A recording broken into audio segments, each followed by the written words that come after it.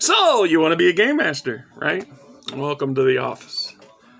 Alignment, specifically for Dungeons and Dragons. I find it interesting that there are almost very few game systems out there outside of D&D that uses alignment, especially to the degree and level that Dungeons and Dragons does. Now, here's the thing, new game master, about alignment. There's no right or wrong on how you handle it at your table. It's all basically boils down to how you interpret it as the GM and how your players agree that you are interpreting it correctly, or how they interpret it and you bought into their view of it. It's a moral compass. At the very minimum, we're looking at a moral compass. How do characters behave themselves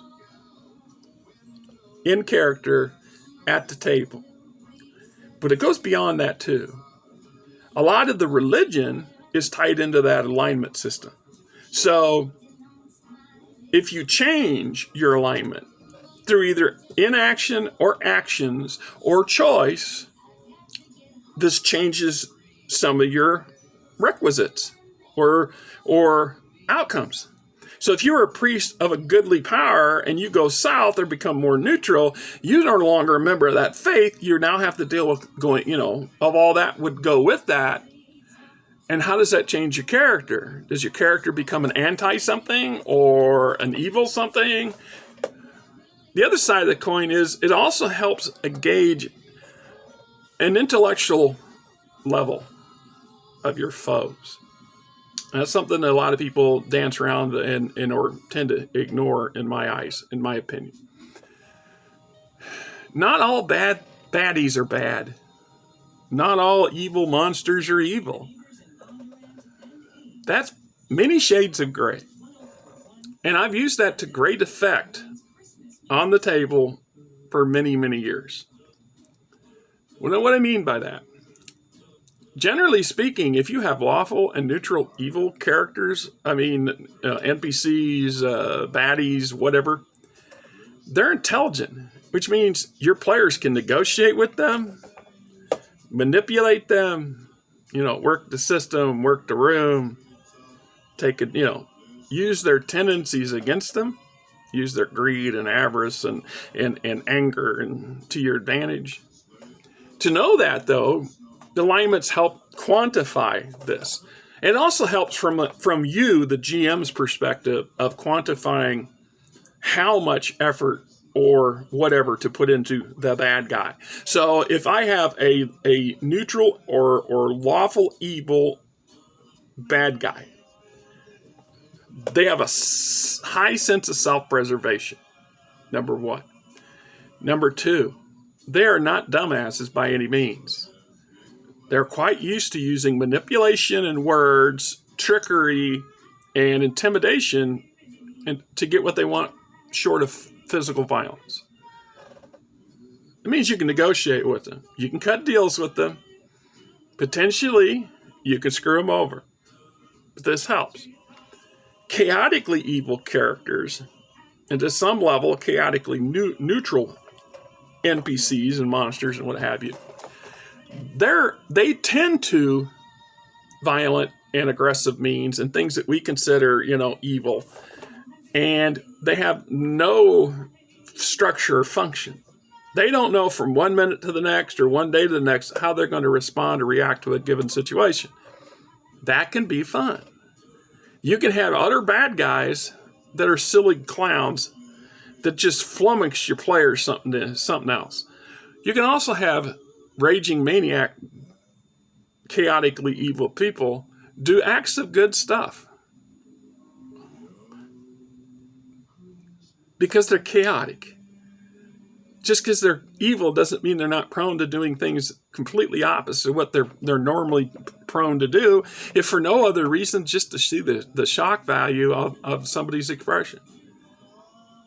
I have used that before too. I have used some pretty nasty characters where the PCs assumed they were going to have some knockdown brawl and fight. Before that is over, The bad guys actually helped him out of a pinch, gave him instructions or directions. Now, why would you do that? Well, that's kind of a video for another day, but here's a thought. Bad guys don't like other bad guys. So if you get a clever bad guy who can somehow encourage, entice, or manipulate the player characters into going and doing something that benefits the bad guy, even though it seems to benefit the players, that's a good thing. Neutral, on the other hand, neutral is tricky. There's a lot of players that don't understand the concept of neutral. Pure neutral is pure neutral. I had a player once who literally measured stuff. He would weigh things. He'd sit there at the table and said, well, you know, on this hand, this seems like a terrible thing to be doing. On this hand, if we do this, though, that's how he got to be a neutral character. In his mind, his job was to balance everything. Sometimes you have to act on the side of this side of the scale, and sometimes you have to act on this side of the scale to keep things balanced.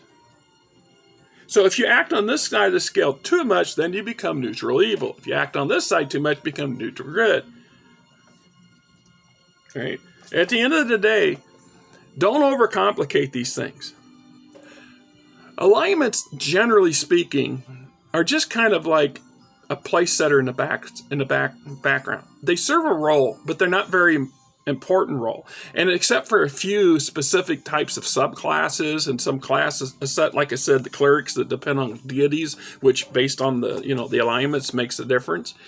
It doesn't play that way all across the board. And so as a habit, most players, most tables have gotten away from using alignment very much, which is one of the reasons I think that you go into a lot of Dungeons and Dragons clones and they don't have alignment in them, or they have some bastardized, tiled down version of it. You know, if you get into science fiction games and, there's no alignments and nothing like that. I mean, if you look at Star Wars, you're either evil or you ain't. I mean, there's lots of gray areas in between, but you're either Sith Lord or not. You're either Jedi or Sith Lord. Apples and oranges. So there's no reason to have an alignment, although you can make an argument by definition that kind of is an alignment. Han Solo would be a neutral good character, bordering on neutral a lot, especially in his older days, his younger days. Anyway, there's no hard, fast rule with alignment. Your players will either embrace it or they'll ignore it. That leaves up to you to decide how much of it you want to impact your game.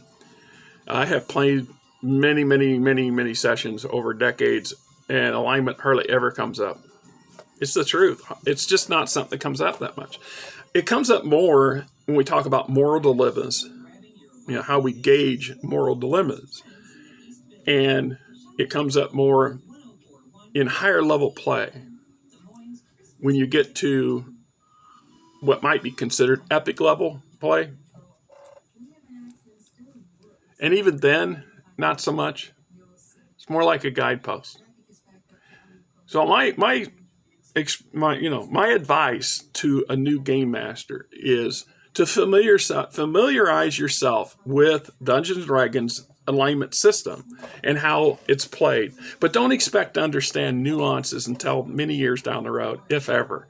Because you have enough on your plate to worry about. And if your players aren't insisting on this, or you have that one character, that one PC that absolutely has to have that alignment thing, because there's some subclasses out there, some kind of rare ones, and I can't, my apologies, I can't fire one off at the from the hip as to which one, but there's a number of them where alignments matter.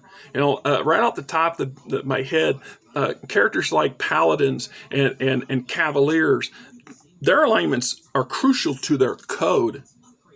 It's a little different though. But it's how the alignment system is baked in for D&D.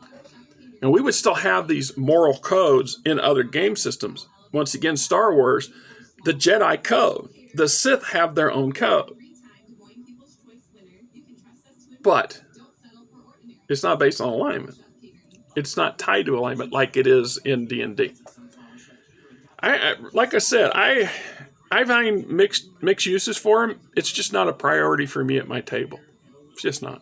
Anyway, I'm Rick. You're not. Welcome to the office. It is Monday, the 9th of December. Weather has been screwball. It's been weird. It's almost 60 degrees Saturday, and it's supposed to hit 8 degrees on Thursday. It's going to be in the 40s today.